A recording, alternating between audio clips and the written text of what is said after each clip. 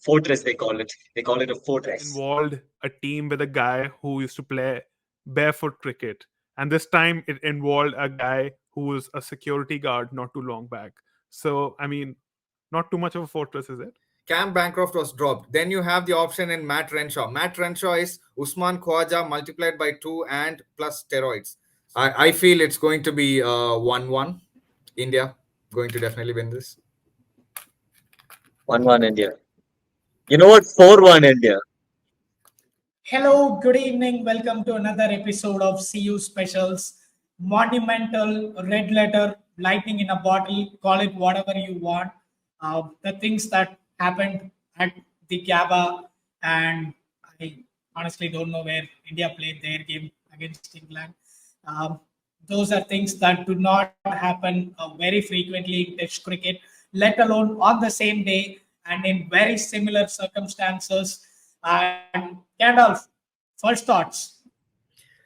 I feel that, after a long time, thank you, Chris, for setting the stage. But I feel that after a long time, two test matches happened in different parts of the world, and it was moving at the same speed in terms of the stage at which the match was.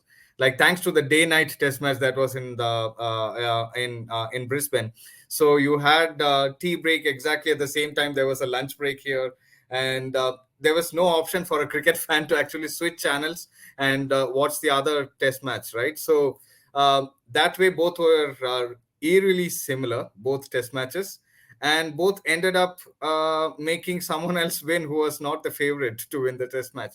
Absolutely, yeah, stunned by I would both like to results. say there are no winners and losers here, but it's very evident that there are four losers sitting on the call. We should have called up somebody from West Indies or England, just to even the tides a little bit. But I don't know, this is just like one of those therapy sessions for us. And unfortunately, we haven't really been on this side of the table for a while. I'm sure our good friends Rehan and Archit are a lot more familiar with what loss and grief feels like. And not to mention that we have inflicted the most pain for them more than anybody in the last 6 months In or the last so. 12 months. Yes, Rehan. Hi, Rehan. No, no, Welcome to the like show. you guys are not used to How is the this. You see, Josh? hello, guys. Rehan, Josh is amazing, even more amazing since Australia lost. You guys, you mentioned something about you guys not being used to this, but I recall something similar. Tuta hai Gaba ki Gaman. Forgive my Hindi pronunciation, like people will throw me out if they hear me. But it's something along those lines. So I don't know what you mean by like fortress or what. Oh, wait. In the words of the great Patrick Cummins, the man of 2023, fortress they call it. They call it a fortress, something along those lines. Yeah, so I'm fairly certain you must be I mean, knowing something along those lines, if I'm not wrong. the last time someone beat you guys, or Australia rather, at the GABA, it involved a team with a guy who used to play barefoot cricket. And this time it involved a guy who was a security guard not too long back. So, I mean, not too much of a fortress, is it? See, firstly, I would like to give a very rational response to this, because of the scheduling issues, right? So GABA used to always open the test match summer of cricket for Australia, and that's why it was a fortress for so long, because it was a surprise element right up front when a visiting team comes to Australia. And from then on, the torture is slow. From GABA, the second test would be usually played in Adelaide or Perth, and then you move on to the Boxing Day test in MCG, and then they end with the New Year's test in the SCG. But something went wrong with all the boards, the state board, cricket associations and Cricket Australia in terms of scheduling, and that's somewhere to blame for Australia not having that advantage, home team advantage. If you look at the last few home series in Australia, the summers, the visiting teams have been really competitive, and that was never the case. It's not because of visiting teams becoming great at playing cricket against Australia. It's not that, or it's not because they are used to the Australian conditions so much. Even Pakistan actually challenged Australia a few times during the two or I think three test match series, but West Indies really broke that because it was becoming a little too friendly to visiting teams off late in the last few years. If you, especially from a scheduling point of view, more so because of all the drop-in wickets. Perth is not what it used to be as a natural pitch. It's now played in the Optus Stadium. The Waka ground is gone. You have drop-in pitches in the MCG, one of which was a flat wicket. I think India and Australia played on that flat wicket. They scored like mountains of runs on that wicket, and it was rated like a poor or a very poor wicket by the ICC at the end of it. So scheduling is to definitely blame for it. But at the same time, I would also Thank you like to remind so much, Khandalf. Chris. I love how Chris, he I'll just started with the rational and then went See, on rational a thoughts and monologue. all can wait, but You you the most important things, guys, I'm so sorry, but the most important question is, who's going to name whose dog now? Shamar Joseph's dog. What's he going to name it now? I'd like to remind you of Washington Sundar, whatever followed. Uh, I think they yeah. refer to it as rubbing salt in. I mean, I don't want to get controversial, but Pat Cummins can give a cheeky Okay. name to his dog as well. If you know, you know. I think Anyway, no, but Chris and I continuing on would the. pretend Sorry. Chris and I would pretend not to know. We are not going to talk about people naming dogs. We don't want to get controversial or caught up in the comment wars on this stream.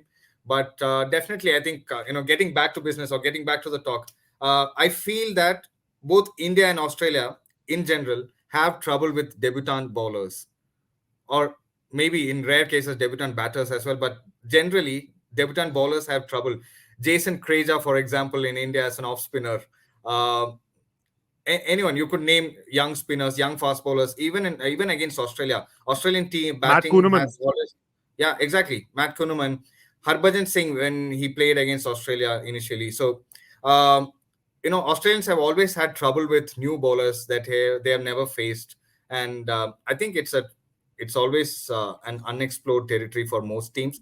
But these two teams, India and Australia, have regularly struggled against debutants. Yeah. And I just want to take a step And back, on the side Khandalf of and Kriska. First of all, it's an honor to be on this podcast, and it's really an honor to speak to two Indian Australian fans because, I mean, objectively speaking, if you look at the history of cricket in the last 20, 30 years, there has been no better team than the Australian cricket team, especially in the Ricky Ponting era.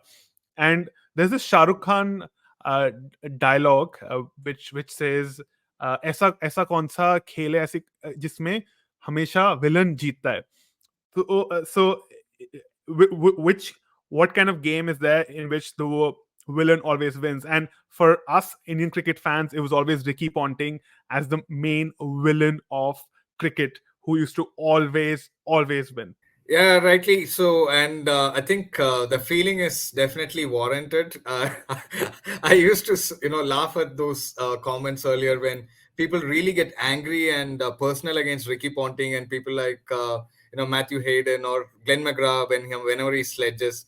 But how about his stint with Delhi Capitals? I think Ricky Ponting has evened everything that he has done with or against India while playing for Australia. So definitely, I think in terms of the Test matches that we have seen against England, England has also proven to be a very good side in the last last Test match series.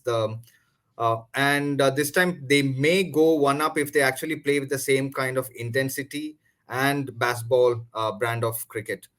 That's my take. I mean, definitely it won't be a 5-0 in favor of England, but it could be a 3-2 or a 2-2 with a one for a draw. Or you never know. Do you agree with that? Do you actually see India losing big the calls Test being made series there, at big calls home? being made there, but I don't, and I want to, I think, go back to something Khandalf mentioned earlier, that India and Australia, in fact, they don't do well against debutant bowlers.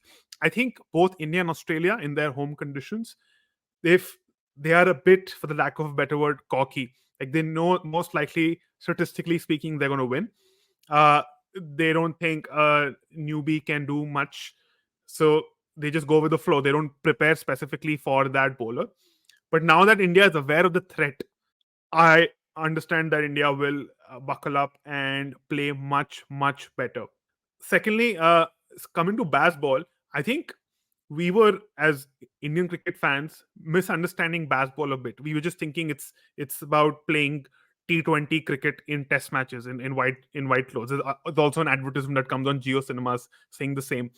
But I think Bazball is much more than that. And those of you who worked in the corporate world would understand that, to innovate in any company or any organization, you have to give folks a free hand. You have to give them you have to remove the fear of failure. And I think that's what Bazball is about. It's about removing the fear of failure. It's about telling Oli Pope that you can Dil scoop or reverse Dil scoop against two of the greatest spinners of all time.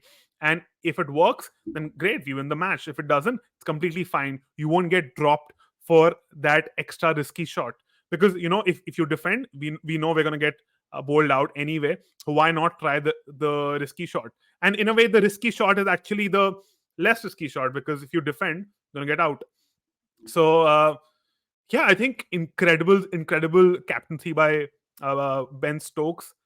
Another thing I'd like to point out, he gave, if you watch the test match and if you watch the first innings, Hartley, the debutant bowler, he was horrible. Like, even an under 19 spinner in domestic cricket in India would bowl much better than him. He was horrible. But Ben Stokes did not remove him from bowling. He bowled the most overs, I believe, in the first innings. And it was from a viewer's point of view, it was a fool's endeavor. It didn't seem like it seemed like Stokes was being dogmatic, like he had already made a decision to play Hartley, and he was just trying to prove himself right.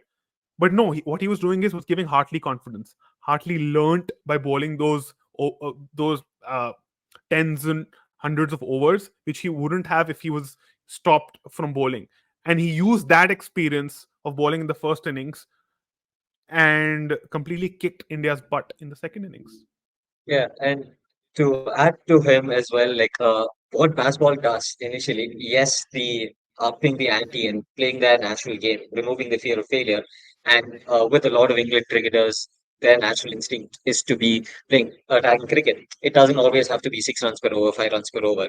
But the point is, with them scoring quickly, the luxury that their bowlers have uh, is that they have more time to get the 20 wickets. They have more time to get that 10 wickets in an innings. And that's immeasurable in Test match cricket when your bowlers have more time. Because from one end, I'm fairly certain like Jimmy Anderson should be coming in the next Test match or something. And he could just bowl those dry spells from one end without giving anything. And that's just amazing to have, to give nothing. And the one thing that you notice with these Indian batters is they're not scoring those daddy hundreds. You had that Murli Vijay, Kohli, Pujara period back in 2015, where we just ruled at home, where everybody scored 140s, 180s, double hundreds even.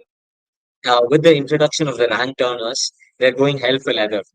They're not playing those long innings. They're not constructing. For example, you can actually take a look at how Rohit played in England in the back in, when he scored that 100 in Edgbaston. He was leading. He was he played amazing cricket. He played proper Test match cricket traditionally.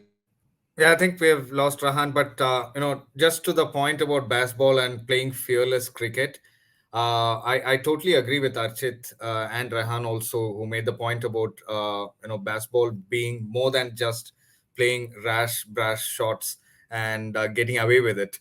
I feel that I felt for the first time that baseball had arrived when I saw, I think it was an Ashes series where Joe Root tried to play a reverse sweep off fast bowler or a I don't recall, but it was probably Mitch Marsh or Cam Green or someone who was bowling, and Joe Root tried a reverse sweep, and that was when I realized what this culture did to someone as purist as Joe Root, who was considered to be a textbook Yorkshire bred Jeff Boycott kind of test match cricket player. If he can do this, then probably it's definitely gotten into their culture and DNA. What cricket means to them is probably different from what others understand. It's probably something that they do for fun more these days. when they say that we shouldn't take them lightly, we shouldn't take them. And I think Ben Stokes made a comment sometime back, a couple of years back, that they don't mind losing and things like that. But that was met with a lot of criticism. But what he actually meant was that they always are playing for the win. I think that's something which we forget. They are playing for the win at all costs, but at the same time, they don't fear failure. They don't want to, keep defending, play with a straight bat in India, trying to get away with it. You can't get away in India. I feel that baseball is probably the best way to play in India. I'm not saying this because of recency effect. It's a lot to do with how I have seen Australian teams perform here in India and Border Gavaskar trophies. Australian teams traditionally have struggled in India because they have always tried to survive, and that's not the best way to play at all. Like, you will get out if it doesn't happen in the first session, it will happen in the second session. You will survive 100 balls, play 30 runs, but then you will have two quick wickets. Then you will be in the middle order before you even know it. So that's definitely, defense is not the way to play spin in India, especially if the opposition team, someone like India, is really strong against spin, and more so against leg spin, or leg spin. But off late, what I've also noticed is that India has some kind of an Achilles heel for finger spinners, and that's actually come true. Even if you look at history, they have Debutant always, finger spinners. yeah, debutant Debutant. fingers. Yeah, so that's my take. I think the only way to probably play in India, because I have not seen any other better way to play in India. Aussies have struggled, South Africans have struggled, New Zealand has struggled, everyone has struggled. England has played real positive cricket, and they are the only ones who have come out shining. So I have no excuse but to support baseball. Khandalf, you've hit the Yeah, nail and right the on thing is, the head, because if you see, this is uh, what Travis Head did in India last time, and if you also statistically look at the most successful Test player uh, in India over the last few years, it's Rishabh Pant, and Rishabh Pant has imbibed that baseball philosophy even before the term baseball existed. I mean, you could also say that Virender Sehwag started it all. And definitely, you could see the contrasting culture in the Indian team, where, for example, Shubman Gill had that fear of failure. He knew that his head was on the line when Virat Kohli would come in; he would most likely get dropped, and he tried to defend even the balls that could be hit for fours. He tried to defend them. Uh, maybe he was trying to become a Pujara or a Dravid. He should just he should just be himself. He has enough shots in the book. uh, In fact, he's one of the best ODI players in the ironically, the world right two now. times he got out, the two times he got out were when he was playing the completely out of blue, unnecessary attacking shot on both the innings. Exactly. But the thing with baseball is, come what may, with the topic, who will save Test cricket? Whether baseball save Test cricket or whether baseball's the future, none of that matters. What really matters is that Team England won 1 out of 14 Test matches pre-baseball, and post-baseball, I think they won 14 out of 19, if I'm not wrong. Ben Stokes has a win percentage of 70%. I get it, extremely small sample size, but 14 matches won and 19 matches, 14 wins. That's a hell of a win record. And to sum it up perfectly with Mountain Dew's tagline, "Daag ke aage jeet hai." That's what basketball's all been about. Remove the fear of failure. Uh, yeah, that's where a victory lies in wait for you. Yeah, I mean, just one point on that before we move on to the next, concept or topic of discussion. I think even if entire teams didn't come with the baseball philosophy of playing in India, players who have had that baseball mindset, like Archit called out, Rishabh Pant, for example, have always succeeded in India or any other condition which was always trying. Like players like Matthew Hayden, for example, players who come with that mindset of not playing with a defensive bat, or with a straight bat. Players who have actually played with horizontal bat, either it is whether it is a reverse sweep or a sweep, they have always succeeded in India. So yeah, it's more about the player The, mindset, to add but to the whole that, England. to add to that, like you look at any trying conditions. For example, you look at any test matches that get over in 2 days, 3 days. The ones in South Africa, there were a few one in Australia sometime back, and the ranked turners in India or Bangladesh for that matter. The players who stood out, Shreyas Iyer playing his attacking form of cricket. He had an excellent partnership with Mirpur, Rishabh Pant, Travis Head, Mitchell Marsh, absolutely smacking the leather out of the cricket ball. So all of these have succeeded in conditions like this because the Uzi Khawaja school of batting, you're eventually going to get out, and you won't have scored enough runs by then. You're going to lose your Yeah, wicket. yeah, So which go is hell for leather, exactly. make as much as you can. Yeah, which is why I exactly, which is exactly why I hate players like Usman Khwaja in such conditions. He's good. He's a rock elsewhere. He will carry the bat and do things like that. But in conditions like these, if he scores around 30 runs in 100 balls and then gets out at a very crucial stage in the game, then it doesn't help the team's cause. Which is why I would prefer someone like Glenn Maxwell in Test cricket. He actually had a successful Test match stint in India when he played in India. Okay, Uh, I have been quiet for some time, but I absolutely have to step in. Yeah, the Kind moment of I bring critiquing, Ben but Maxwell, you have to step in, Chris. Please yeah, step in. honestly, Chris, before you start, I have a question for you. I'd love your uh-huh. thoughts on Steve Smith, the opener. Oh wow! Funny. I think that's also the perfect segue to plug our other episode. We did a special on Steve Smith being the opener, and anybody who has been lurking around on my Twitter knows very well that I'm absolutely not a fan of it. I know the man averages 60 as an opener. It's He said it probably himself. what, 3 runs better than his regular Test cricket average at this point.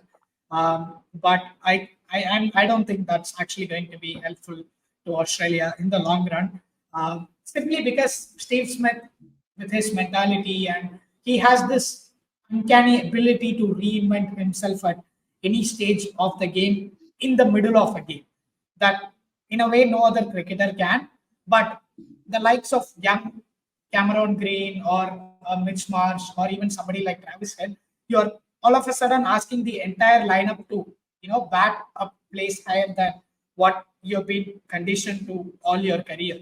Yes, you are the modern day goat. You can do that, but when you do that, what does that ask out of look no further than Green, right? The 4 matches that he has batted at number 4. Uh, uh, to bring back what Rehan said earlier, he has had the same attitude that somebody like Shubman Gill has had in India. Like he's really worried about his spot at this point. He knows that number 4 is really coveted, and he's not going to get as much a rope as Steve Smith would. So I think that is See, where I am on. I would actually put the onus on Cam Green to prove himself than Steve Smith. I don't think it was a Steve Smith decision and his call to actually go up the order.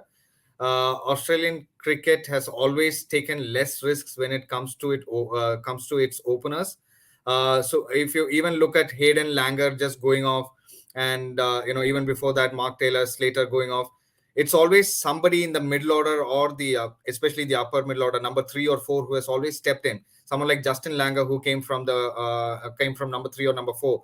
Someone like Shane Watson, who is like probably the O'Shea of the Manchester United days, who can play in any position across the batting order. Shane Watson has probably batted from number 7 till all the way till opening towards the end of his career. So they don't like to take risks unless you have really proven yourself at a later stage, like the late bloomers in Chris Rogers or Adam Wojcik. Adam Wojcik was in the middle order, but someone like Chris Rogers, who probably debuted at a young age, but then didn't play for Australia for long because of Hayden and Langer being there and other better openers. But then he came and had a career after 34 or 35. So I think they have always been risk averse when it comes to their openers. And at this point, you cannot really put Cam Bancroft. He has scored a lot of runs, yes, but on Shield form, probably this was the best opportunity to try him out at the international stage again. For those who are not aware, he did play after the Sandpaper Gate. Cam Bancroft played for Australia after Sandpaper Gate in 2019. He had a horrible Ashes tour or something like that.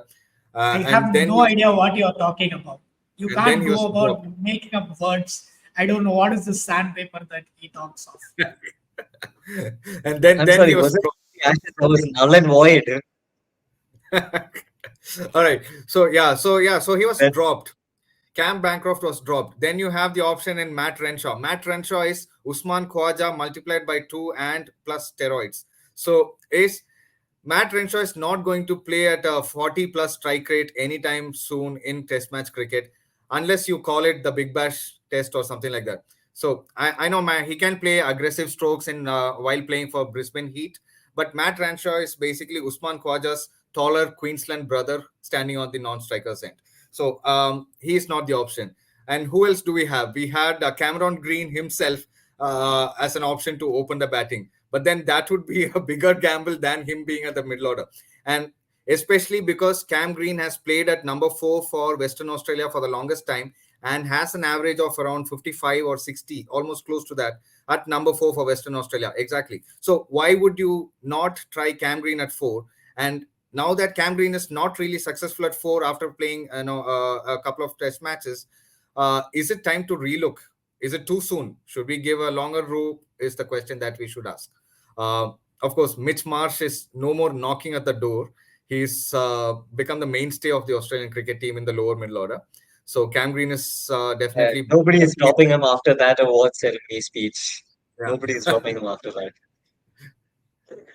No, but to add on to that, the thing with both Shubman Gill and Cam Green, what people fail to notice is that they might have failed in like the recent matches, but the options that are there in domestic cricket, Shubman Gill averages what 80 in domestic cricket, Cam Green averages 54. The next best isn't better than them in domestic cricket. So there is a reason they're being given the longer rope because they have earned it. They're not just what people think in Indian cricket, especially. You play one good innings in the IPL, and they think you're fast track to the Indian team. But what people fail to notice is that Yashasvi Jaiswal average is higher than Sarfraz Khan, although in a much smaller sample size. He has a very big fat test, like first class average. There's a reason he's fast track to the Indian team. Same thing with if you look at an era gone by, VVS Lakshman was fast tracked to the Indian team because he was much better than anybody in the first class circuit.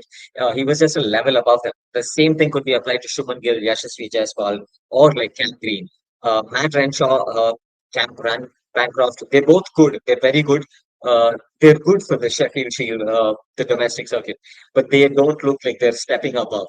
While Cam Green has been on the big stage, he's still very young. Both Shubman Gill and Cam Green, the players who we talk about in contention are very young. We have a Michael Hussey who like came into his 30s and then dominated cricket.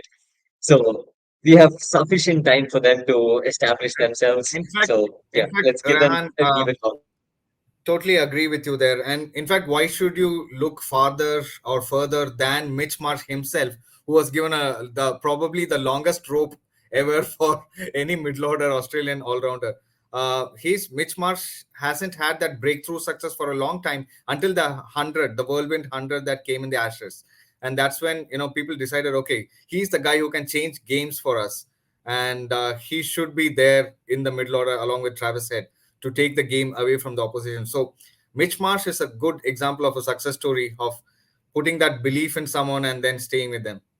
And if Bazball is taught us anything, it's to back your players to the hilt, give them that long rope. It pays off. If somebody like Zach Crawley, and trust me, he might not have gotten big scores in the test matches, but he's giving excellent starts. The fact that England aren't 20 for 2 in 4 overs is a great start for them. Uh, they are actually scoring. They had an amazing opening partnership. They scored 50 runs, Ben Duckett and Zach Crawley. If Zach Crawley can make that transformation, Cam Green's good. You guys can place some trust in that. Yeah, the thing about me that you should know is I'm the Indian dad who's never satisfied with his kids' smarts. Even with a 98, I am going to be critical. Yeah, Washington And Sundar's dad, is that you? the problem, Kriska, is that you are judging Steve Smith after 2 test matches, and that small of a sample set, and you're calling him a failure. And he averages 60, by the way. Yeah, he averages 60. And Forget everything. And I mean, He's the greatest problem solver in Test cricket, and the fact Exactly. that he supposedly the greatest batsman since uh, who's that guy? Are you saying Bradman? Bradman, Bradman. greatest batsman since Bradman. How could I forget his name? Uh, He volunteered to change his position at this age, and that's incredible. That again, going back to that experimentation, innovation idea, which is something that India currently lacks because we have. I mean, we grow up with the fear of failure, considering we have so much competition in everything we do.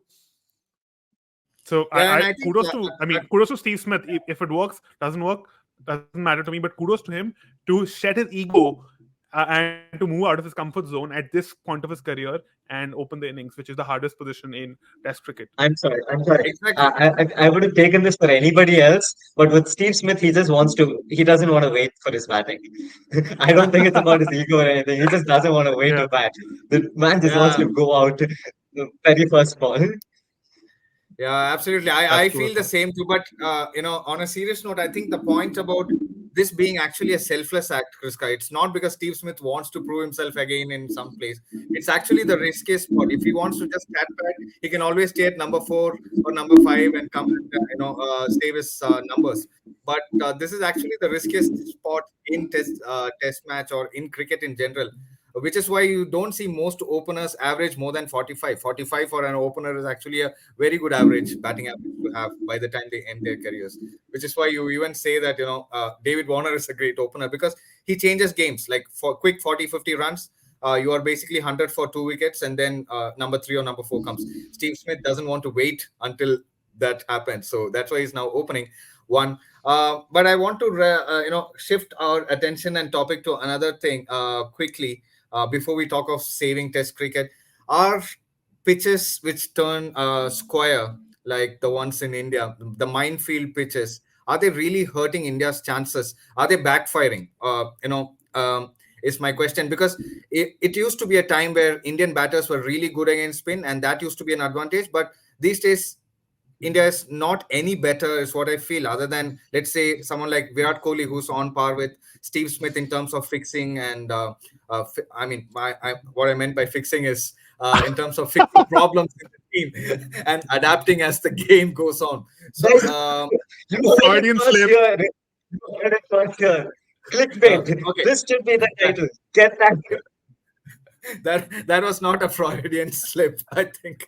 So anyway, so I think the only player capable of adapting while the innings goes on in the team, probably, there's no one like Steve Smith, of course, but then is probably Virat Kohli. And other than that, everyone actually struggles against new spinners. So what do you think, guys? Is it really harming India's chances? Should we just go for sporting pitches like Australians are doing? In Australia, everyone stands a chance. If you take Natarajan and Shardul Thakur, you can bounce or swing the ball. But then in India, you really need quality spinners to actually take wickets, 20 wickets at that. That's a fantastic question, Khandalf. And let's look at some statistics. So, over the last 10 years or so, since India lost that 2012 2013 series against England, India has lost 4 test matches at home. And if you look at the degree of turn in those test matches, it has been more than the average turn in all the test matches which India has won. Now, what does that say? That says that, okay, India has the best spinners in the world, no doubt about that. But when you create rank turners, it neutralizes the best spinners in the world, which is Ashwin, Jadeja, and then Akshar coming in, Kuldeep coming in occasionally. It neutralizes their strength because everything's turning. Even a Tom Hartley can get turned. Even a Tom Hartley can just bounce the ball in the same part of the pitch, and then it's a jackpot for him. Yeah, it feels Well, like playing a rigged video Just, game, right? At this just point. to remind the audience that Michael Clark had a 6 for 9 in Mumbai in India while he played Test match cricket for Australia. So yeah, so if someone like Michael Clark, who's a part-time option, turned out to be a golden arm back then, anyone with a decent And enough finger spinning capability can bowl in India. like yeah, Joe so Root India, will probably but end by up as the making best rank all turners, rounder. Yeah, exactly. Joe Root said himself in the last series when England toured India that, if I can get a fifer, then you can. That says a lot about the pitches. And India have the luxury of having two of the greatest spinners, and we are neutralizing that luxury by creating rank turners. And also, just another point, maybe 5, 6, 7 years back, India did not have the fast bowling capability that we do now. But now we have Bumrah, we have Shami, we have Siraj. So even on good cricketing wickets like you find in Australia, India can not only compete but win and be the best at the game. We just need to be fearless, and this is exactly why we got scared at Ahmedabad in the World Cup final and prepared that nasty pitch, which eventually Pat Cummins outsmarted us, and he balled practically off spin and beat us. I'm sorry, that's null and void as well. Sorry, doesn't count. Stuart Broad School of Cricket. Okay, so thank you, Stuart Broad School of Cricket, for giving us Rehan Shah, who graduated out of there. So your point of view is also nulled and voided. So let's move on to what should the next match combo look like for India and for England. I don't think England are making too many changes other than Shoaib Bashir, who's gotten his visa. So looks like an all-out spin attack with Jimmy Anderson also in the scope of playing the test match. So, what should India's combo look like? I don't think they have announced their squad or 11 yet. So, No. what should Squad, India's yes. combo? They've Yeah. added they've added three new players to the squad. They've added Washington Sundar, Saurabh Kumar, the left-arm spinner from domestic cricket, and Sarfraz Khan. Finally, finally, Sarfraz Khan. Yeah, and the, with their possible 11, the one thing I did notice, like Siraj was massively underbowled, and more often than not, when they're playing five bowlers, because of the luxury of the three massive all-round spinners that they have in Jadeja, Akshar, and Ashwin. Okay, by the way, important news: Jadeja is missing out, and so will KL Rahul. So we will be seeing at least two different players. What I'm suggesting is we can definitely remove Siraj from the equation. Bumrah, hell of a defensive bowler. He actually gave us a fighting chance in the previous game because if not for him, I don't think we would have even actually come close to what we did. Ben Stokes was going berserk. The only thing that stopped him was India's or the world's best defensive bowler in the first innings and even in the second innings. Bumrah Yeah, magic I think stopped him. India's problem is exactly that every seamer in India is not a Bumrah, and that's why I think the point that Yeah, Archit made, you make rank turners or slow wickets, it not just neutralizes your spinners who are world class, but also neutralizes your good enough Yeah, seamers as well. Like it's the Mohammad Siraj ultimate and double Shami also whammy. tend to struggle, and not everyone is a Bumrah, right? Like even in Australia, you can always yeah. say it's a nice quartet with Hazelwood, Cummins, and Stark. But if you prepare wickets which are really one-dimensional, then probably Cummins may be successful because of his variations. Someone who's monotonous or one-dimensional like Mid Stark's gonna Stark go or for runs. Hazelwood, they'll go Stark's for gonna. runs. They'll struggle, which is Yeah. exactly what we are doing with Siraj and Shami. Not everyone is a Bumrah. It's a blessing and a curse. I think India should trust its players. You have world-class spinners who can bowl on any conditions in the name of home advantage. It feels like England is, sending every young kid they have bowling spin similar to how India used to tour Sri Lanka back in the days, right? When Virat Kohli used to score those big hundreds for fun. It's not Bazball or anything that works best against India. England have actually found out the secret. It's to just debut a new spinner every match. They're gonna get Shoaib Bashir in the next one. Hartley's chance is over. I don't know who's coming in after that, but yeah, that's the secret and to winning test and matches in India. is he going to avenge his visa delay? I think the British tabloids, if they win the second test match, will be, you know, putting it all across as I think after the Shoaib. Park Yeah. Bean Park Bean thing, this should be the next big thing in the world of cricket. Zimbabwe, Pakistan, and now India, England. Shoaib Bashir in India. Let's go. This is the rivalry we were waiting for. Yeah, I just to close on India's 11 for the next match, which is tomorrow, or tomorrow at the time of recording. I believe Jadeja will be massively missed because Jadeja is practically two players. He averages 22 with the ball in the last uh, 2 years and 45 with the bat. So he's not just contributing a bit with, like, he's not just a bits and pieces player. He's two. He's a pure batsman and a pure bowler in a way. So for him, I believe Washington Sundar should come in. Washington Sundar has excellent stats with the bat.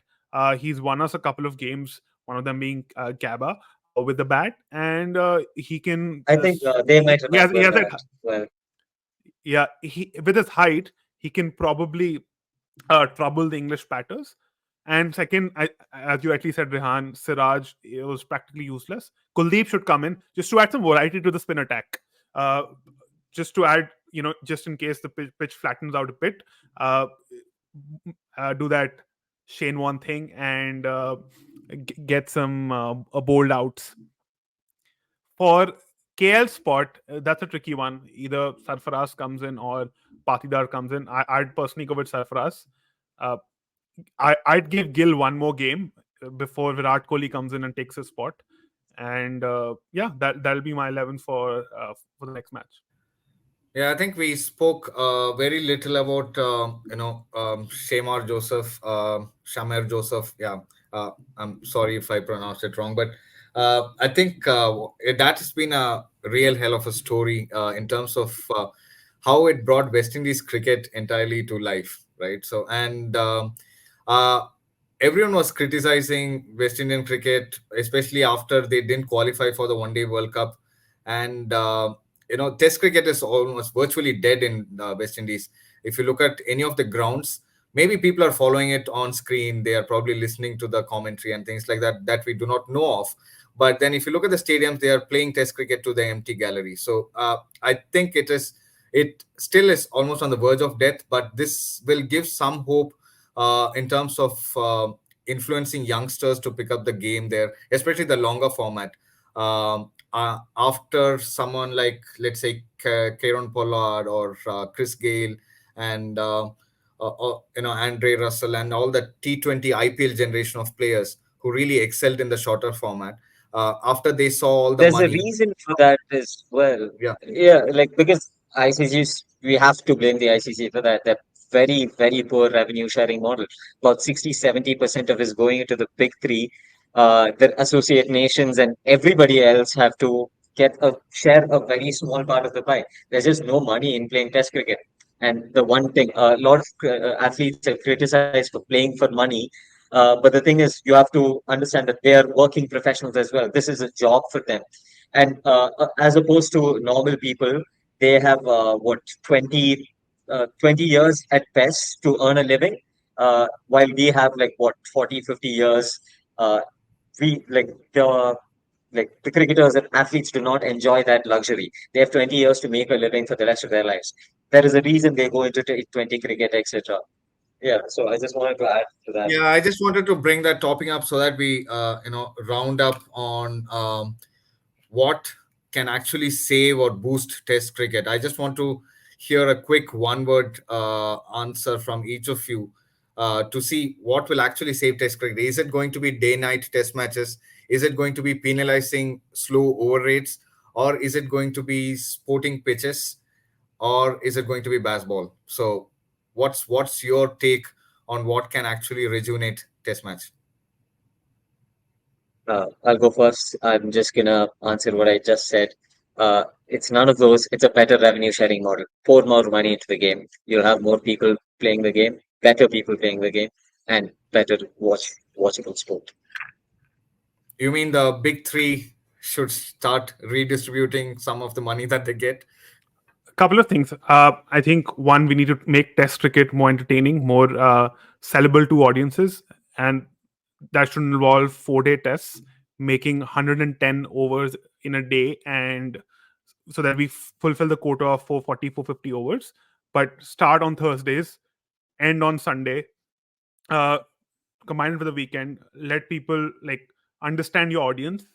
And second solution is to have a league system in Test cricket, and to uh, have a tier system. So the top 5 teams play in the top tier.